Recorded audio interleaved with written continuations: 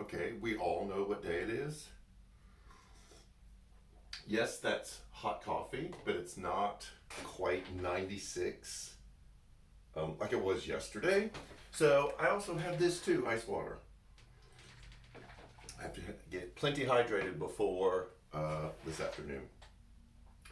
Okay, I'm not even sure exactly how to go into this topic because this is a kind of all over the place topic. So I'll try to narrow it as much as I can by starting off with a test, a little quiz. And the question is, we all know about King David.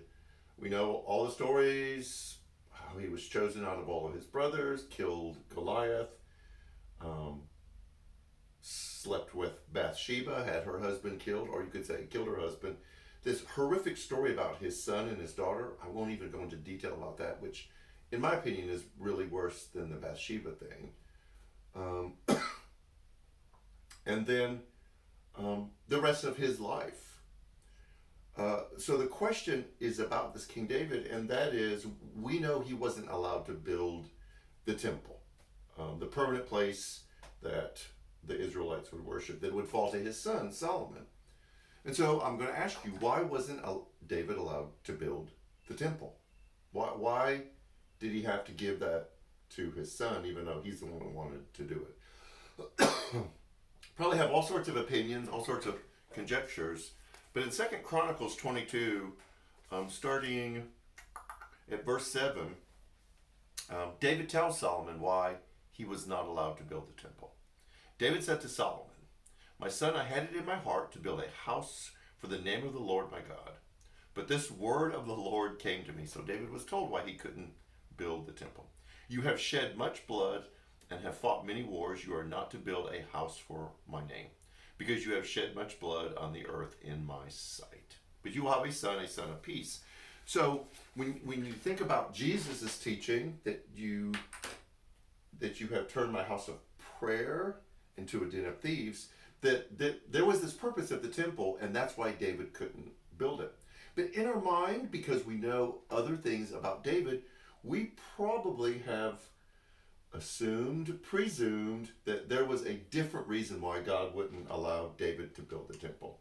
And this is the direction that I want to go today to kind of lead up to Sunday, is our tendency to allow everything around us affect and influence our understanding of who God is, what's important to God, and what it means to live for Him. The starting place for this for all of us is to admit that there's a really good chance, and I'm going to get this book because it's one of my favorite books. There's a pretty good chance that there's a lot of things that we believe, that we hold on to, that we value, that aren't correct. This is a book that was intentionally designed to be upside down. But What If We're Wrong? By Chuck Klosterman.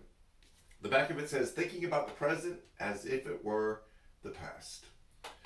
We all know things that we used to believe at one time, and something in our life, some experience, another teacher, kind of helped reveal to us that opinion, that belief, was more an accumulation of everything around us that kind of attaches on, rather than that being the actual truth.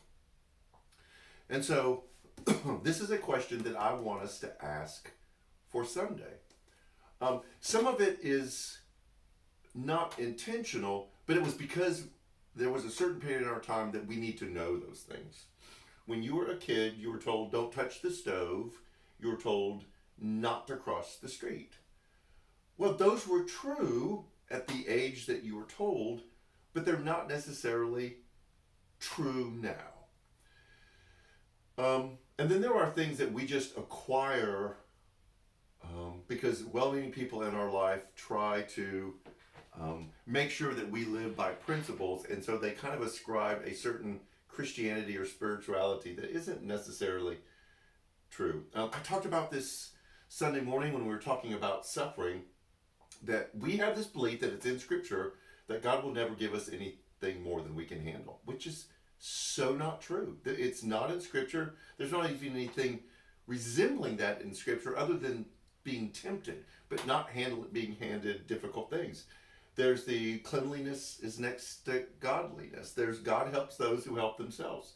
None of that is in Scripture, but we acquire it, and so it becomes part of what we believe, whether it's true or not.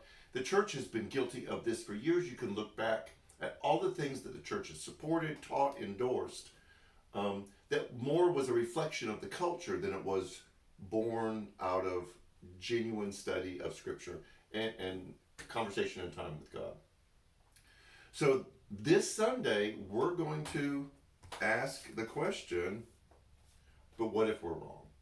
What if the thing that we believe isn't true? What if the thing that we were told when we were growing up worked at that period of time, but it doesn't work anymore? And then what does that do inside of us? Because then we become unbelievably fearful. It's like, well, if I can't believe anything, then it all falls apart. And this is my hope for you, and this is what I've had to learn to do too, because we've all been in situations, we've all had crises that challenged our neatly little constructed belief about God. And if it's all interdependent on each other, and if you pull one out, the whole thing falls down, and God disappears, then it's kind of a fragile, weak structure, and it needs to come apart. If there isn't space that we create in our system of beliefs and habits and traditions that we use to explain God and understand how to live in this world, if there isn't an openness that we can exchange them, then we just kind of slide into this dogmatism, or even become like a Pharisee that Jesus talked about, that you keep adding stuff onto people to tell them what to do rather than freeing from that and living this life of freedom. So I know it can be scary because we want certainty, which reminds me of another book, if I still have it. I don't see it right now. Because we want certainty, we want to know that what we believe is the absolute truth, and it will always be that truth. It is kind of scary when we begin to evaluate what we believe and how does it grow us to the person that we need to be. So this Sunday we will be air conditioned, and we're going to talk about First and Second Peter, when he talked about false beliefs, that it's not something that we use as a hammer for other people. It's something that we use for ourselves and say, okay, I'm going to honestly set everything out on the table and do an autopsy and determine what really is scriptural and what have I just held on to because someone in my past told me that. So come with a sense of openness. This is going to be a great conversation. Come with a sense of challenge that this could be an opportunity to cast off some things that may be weighing you down that have nothing to do with your relationship with God. We're kind of in a little bit of a lull this time. Mark your calendar for July 3rd. This is going to be just a great church-wide fellowship. We did it last year when the 4th fell on a Sunday. We're going to have a bounce house. We're going to have food. We're going to have games. No organized worship this morning. We're just going to be church. We're just going to be community. So we hope you join us for that. We are still retooling our app. We know that the service didn't make it to YouTube 2 Sundays in a row. We fixed that. So hopefully you'll be able to that. But download our app. That's where you'll get notifications. That's where everything comes through. And it will take you to Facebook, Twitter, Instagram, and all the other things that are going on. So I think it's going to be 1,100 degrees today. Wear your asbestos suit. I'm switching to only ice water this afternoon. That's it. Hope you have a great day. Stay cool this weekend, and we'll see you Sunday. The air conditioning just came on. Take care.